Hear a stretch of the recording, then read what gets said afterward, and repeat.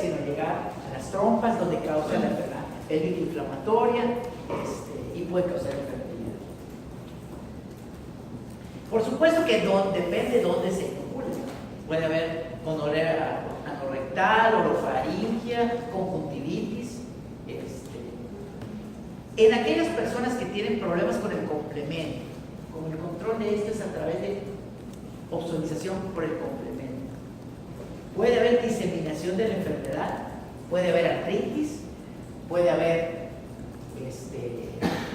sepsis, y en algunos casos, sobre todo mujeres que tienen abscesos en las trompas, puede haber una ruptura y llegar hasta el caso de causar periodontitis.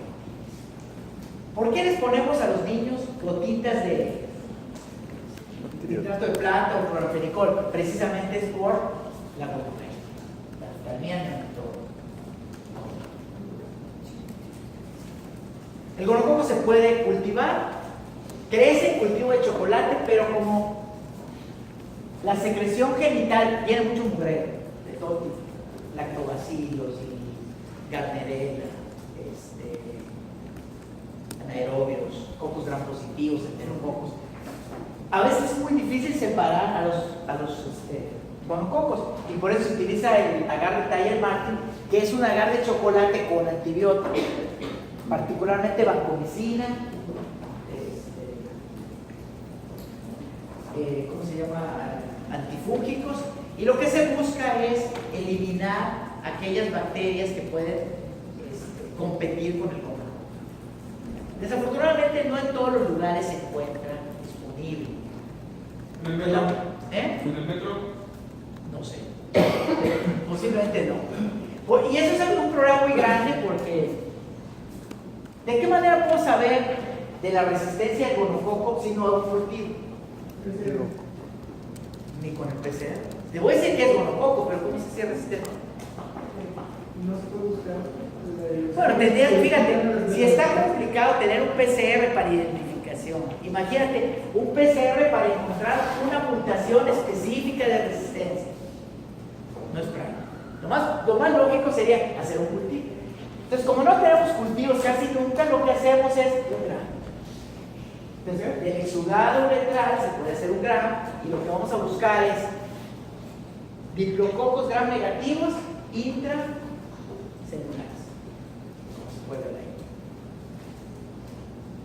Entonces se hace el raspado, la secreción uretral se extiende y se tiñe con agua. El tratamiento generalmente, el recomendado, son cefalosporins de tercera. El problema es que cada vez hay más resistencia. Los macrólidos también pueden ser una opción como resistente. Tetracequinas prácticamente ya no se usan.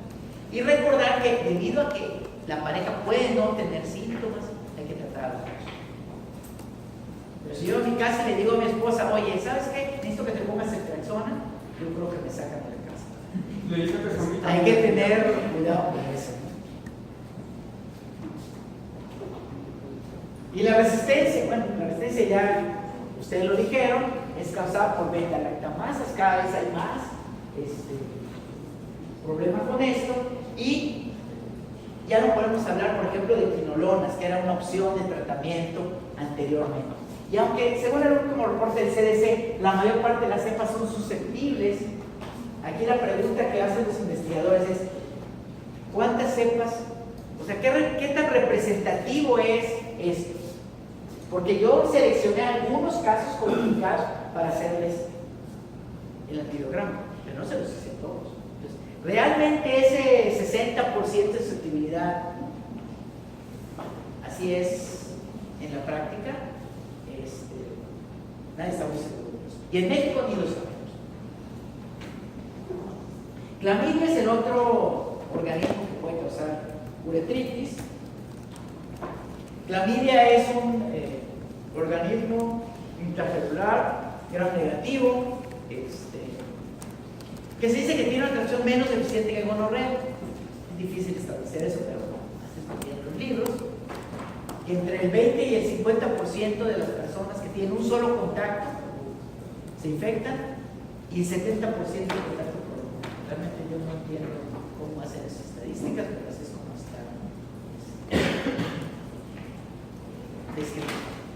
El afectado puede ser, ¿sí? El afectado, aunque no tenga síntomas, puede permanecer hasta 15 meses transmitido la enfermedad.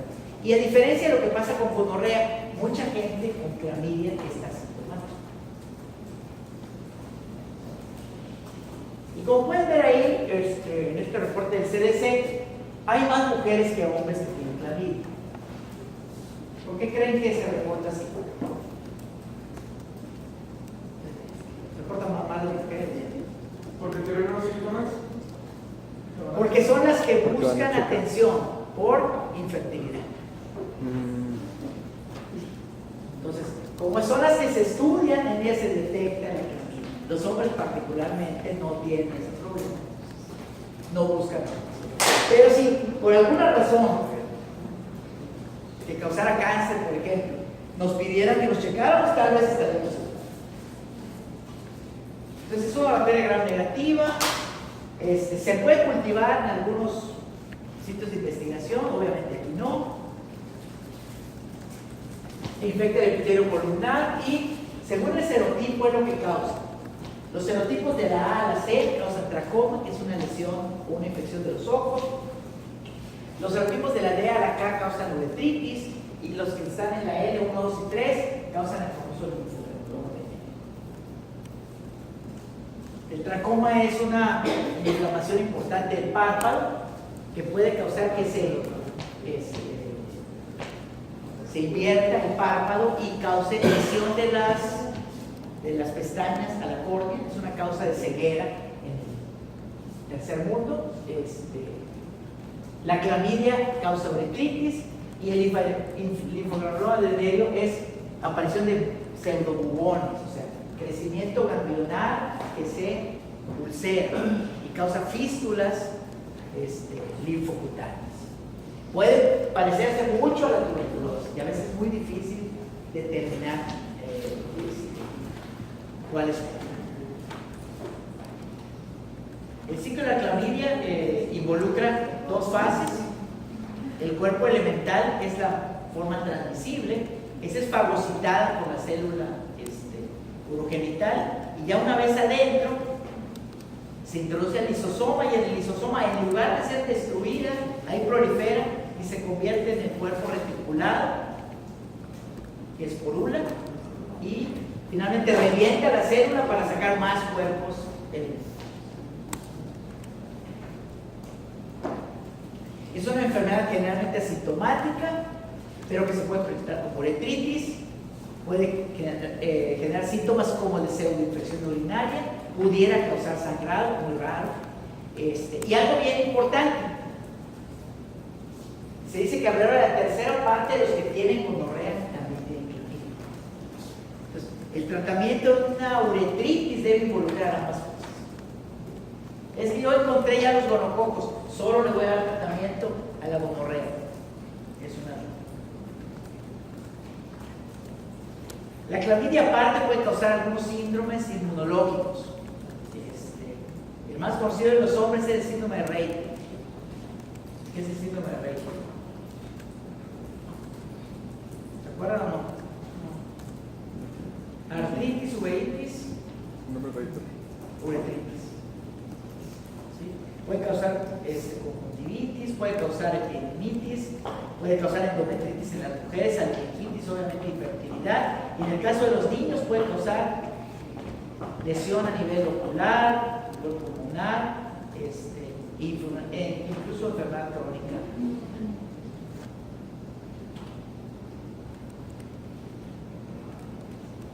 Ahora, la clamidia sigue siendo un problema, se siguen diagnosticando muchos casos, como se puede ver aquí, pero afortunadamente en los países avanzados ya la enfermedad pélvica inflamatoria cada vez es menor. La explicación para esto, y estos son datos de una publicación canadiense, es que si tú detectas rápido y tratas, aunque la mujer sea infectada, no va a tener las secuelas. Y el problema es de que la mujer se dé cuenta ya que tiene infertilidad. El diagnóstico, otra vez, no se puede hacer cultivo, no está disponible en general. y se hace una tinción de grano, que como pueden ver, puede ser muy parecida, aunque se describe que en el caso de la clamidia hay menos purulencia, como en la foto de arriba, en comparación con la gonorrea, y no vamos a encontrar diplococos plasmodios. ¿Con qué se trata la clamidia? La clamidia no se puede tratar con metalactámicos, porque no tiene pared. ¿Qué le va a hacer la penicilina? ¿Qué le va a hacer la ceftriaxona? Entonces, se tiene que tratar con macrólidos o quinolonas. Y se prefieren los macrólidos porque la levofloxacina, ya dijimos que no tiene buena actividad en el caso de gonorrea. Entonces, si yo quiero tratar ambas cosas, lo mejor es que dé un macrólido, aparte que es una sola dosis, junto con ceftriaxona, y también es otra dosis. Herpes. El herpes es una infección viral, es una infección común, y como todas las infecciones virales, no tiene cura. Puede ser causado por el virus 1 o por el virus 2, y después de que ocurre la inoculación inicial, esta infección se va a localizar en los gatos. Hay personas que nunca van a tener un cuadro clínico de herpes genital, y sin embargo lo tienen. Hay otros que puede ser que lo tengan la primera vez y no se les repita nunca, pero eso no quiere decir que no lo puedan repetir. El problema más grande es en aquellas personas, sobre todo mujeres jóvenes, que por razones muchas veces se postula que son hormonales, tienen recurrencias frecuentes de la anemia. Hay gente que incluso se incapacita porque tiene mucho dolor, fiebre, malestar general, disuria, y eso le ocurre a veces cada mes. El herpes sigue siendo un problema de salud importante en Estados Unidos, y seguramente en México también, aunque se reporte menos. Su fisiopatogenia es parecida a la del VIH, que vamos a ver la próxima clase. Se necesita que haya una fusión del virus con la célula, ahí se desnuda el virus y puede entrar al citoplasma y directamente al núcleo. En eso se diferencia del VIH, que por ser un virus RNA necesita cambiar, se parece a la famosa transcriptasa reversa, por DNA, pero como ya es DNA, entra directo, utiliza la RNA polimerasa para generar sus proteínas y sus viriones. Y cuando sale, igual que el VIH, pues se lleva algo de la membrana celular de la célula, y por eso se genera la tolerancia al virus. Entonces, el virus está ahí, pero no lo matamos porque pensamos que ya es algo nuestro. Generalmente los pacientes con herpes tienen infección asintomática, y los que tienen una recaída, pues tienen vesículas, úlceras, se puede sobreinfectar, puede haber afección en el cervix, en la uretra, y bueno, incluso puede ser en el recto, en el ano, dependiendo del sitio de infección. Doctor, Sí, cuando está la infección latente, ¿no es contagioso? puede ser. Claro, si tiene lesiones activas es más. ¿Cómo hacemos el diagnóstico? Se puede hacer una biopsia, pero generalmente nadie lo hace. Entonces, lo más sencillo, que es algo parecido a lo que sucede con la sífilis, es hacer un raspado de una úlcera y teñirla con azul de metileno o con RAI, y ustedes van a ver estas células gigantes multinucleadas. Claro, células gigantes multinucleadas pueden ser cualquier virus del herpes, varicela, ¿cómo se llama? Epstein-Barr, Eso de megalovirus. Necesita megalovirus. ¿Qué? Necesito megalovirus. Citomegalovirus. Eso puede ser cualquiera, pero si ustedes tienen un cuadro clínico sugestivo de herpes genital y encuentran eso, pues es el mejor. Se puede controlar en algunos centros, por ejemplo, nutrición lo puede hacer, pero no en cualquier parte. Y la serología no es útil. ¿Quién de ustedes no ha tenido un fuego? La serología cruzan entre el VIH, perdón, virus 1 y virus 2. Entonces, si ustedes alguna vez tuvieron fuegos, van a tener serología positiva. No les sirve de nada pedir una serología a alguien que sospeche de eso. El tratamiento es con algún inhibidor de la DNA polimerasa, que lo que hace es evitar que se ensamble la cadena, o sea, genere la cadena del DNA en el virus. Pero para hacerlo necesita de una quinasa que va a hacer monofosfato de aciclovir, se vuelve trifosfato de aciclovir y se puede ensamblar. El virus es bien chucho, entonces de repente genera quinasas que no fosforilan al aciclovir y de esa manera se va haciendo resistente al tratamiento. Y es un problema muy grande para las mujeres que tienen recurrencia, porque en un inicio les damos una dosis pequeña de aciclovir, pero conforme va pasando el tiempo hay que aumentar la dosis y finalmente pueden recibir muchas dosis y seguir teniendo recurrencias. Tricomonas. Las tricomonas son parásitos, son protozoarios y los trofozoitos característicamente tienen esos flagelos. Tienen una característica importante a diferencia de lo que sucede con gonorrea. Aquí la mujer es la que tiene los síntomas, el hombre casi nunca. Por eso, a pesar de que damos un tratamiento apropiado, si no tratamos a la pareja, no se corrige eso. ¿Qué puede darle a una mujer que tiene tricomonas? Pues generalmente tienen leucorrea, tienen dispareunia, tienen prurito, irritación. Pueden tener, en caso del embarazo, un parto anticipado, una amenaza de aborto, un aborto por la estimulación que causa esa infección en el sexo. Normalmente, con la pura descripción que hace la mujer de la secreción que sale de la leucorrea es suficiente, así que tiene tricomonas. Sin embargo, se puede hacer examinación directa y en un frotis directo, en solución salina, podemos ver nadando alegremente a las tricomonas. Entonces se toma la muestra con un espejo y se ve directamente. Claro, si la leucorrea es verdosa, maloliente, tiene un pH elevado, a diferencia del pH normal de la vagina, pues podemos decir básicamente que son tricomonas. En Estados Unidos hay tricomoniasis, pero si lo comparan con otras vaginitis es una infección relativamente rara, a diferencia de lo que pasa en México. Y bueno, vamos a terminar con el papiloma. El papiloma es una enfermedad sumamente común. Prácticamente todos los seres humanos hemos tenido contacto con el papiloma. Claro, no con los serotipos peligrosos, ni con los venerios.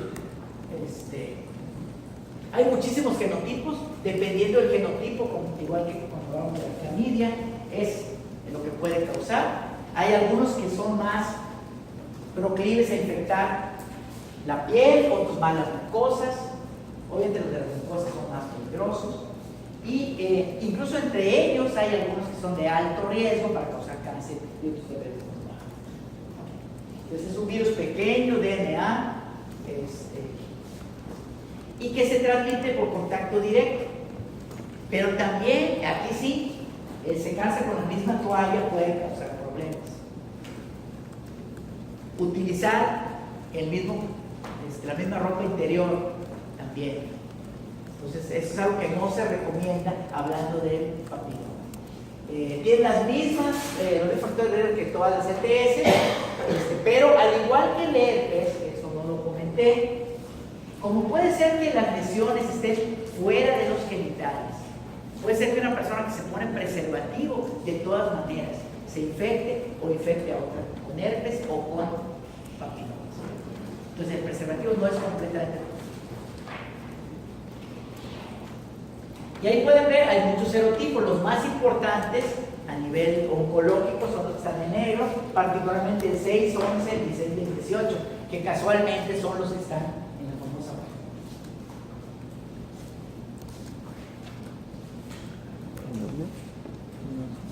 Y este es un estudio de prevalencia, es un reporte del CDC, donde se ve que tanto los serotipos de alto como de bajo riesgo son más o menos, están repartidos más o menos igual, según las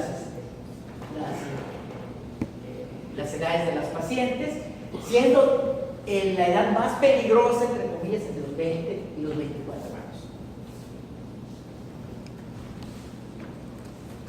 ¿Cuál es el problema de que alguien tenga una infección por papiloma? Que tenga una infección por un serotipo de alto riesgo y que le cause un CDA cervix. El CDA cervix pues, es la segunda causa de mortalidad en cáncer de nuclear después del cáncer de mama. A mí siempre me ha sorprendido que hablen tanto del cáncer de mama y tan poquito del cáncer de seno, siendo que en México, tal vez porque es la pelusa la que le da, pero a la gente bonita le da más cáncer. Pero en realidad esto también es un problema de salud importante y que debería de estimularse más su prevención.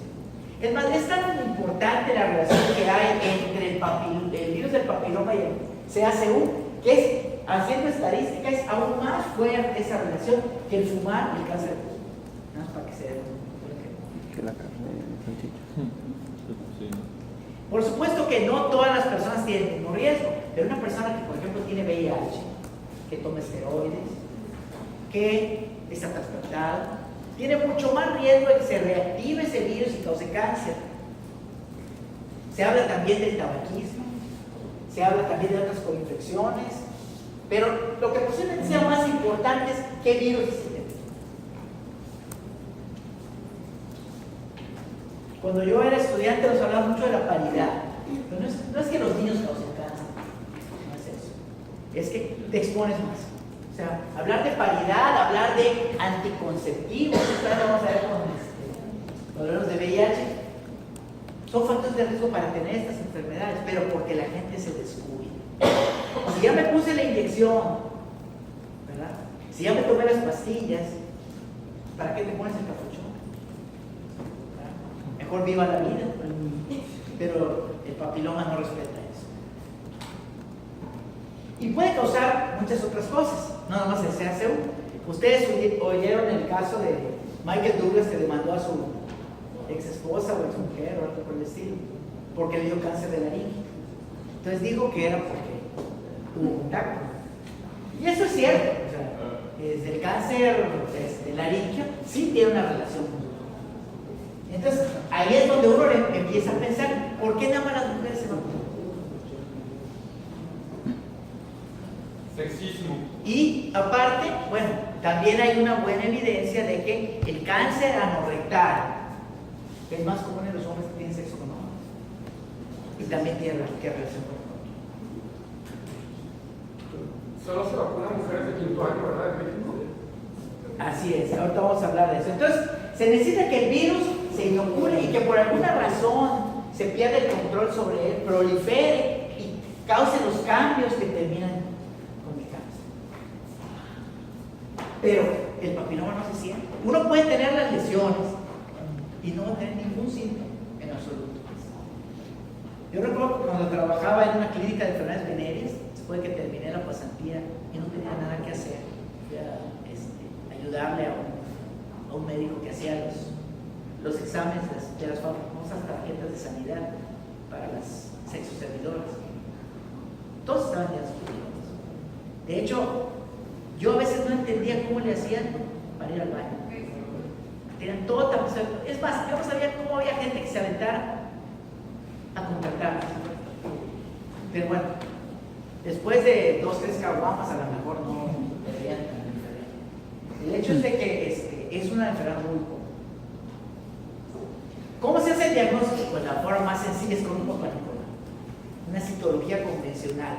Se puede hacer con anticuerpos antinucleares, se puede hacer con citología y marcadores que me permitan incluso molecular, es decir, el serotipo del virus. Por eso nos enteramos que el papiloma en ciertos serotipos causaba más cáncer, porque a la hora de estudiar esas lesiones encontramos el virus serotipo X que causaba el problema.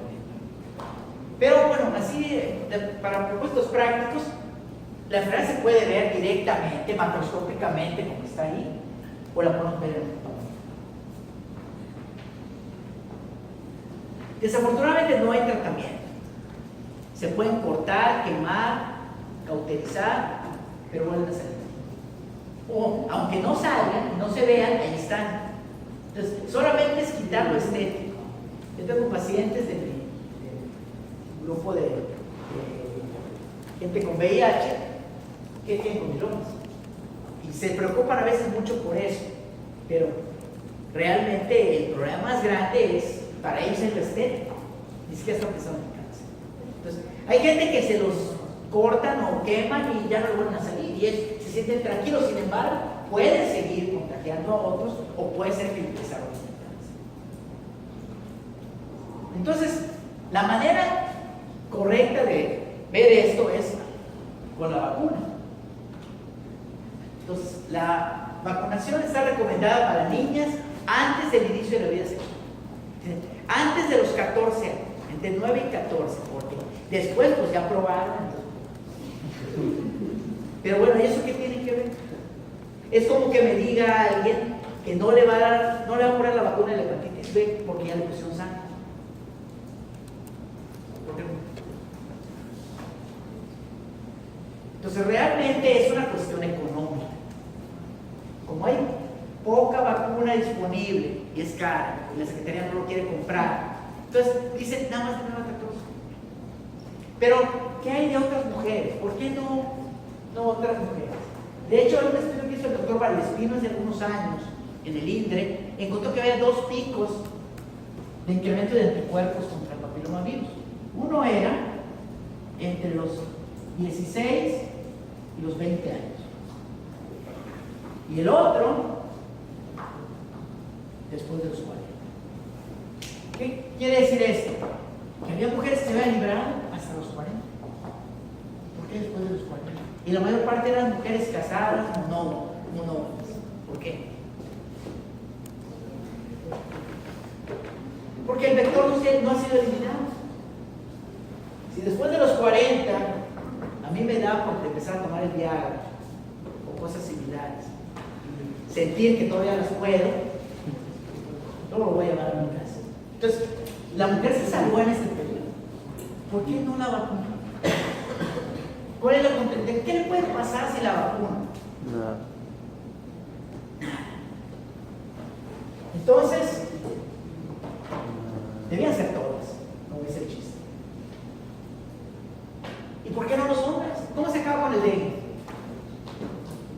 O con el chikungunya. O la malaria. Se acaba el sarampión. Pues también hay que acabar con eso. ¿Por qué el hombre no?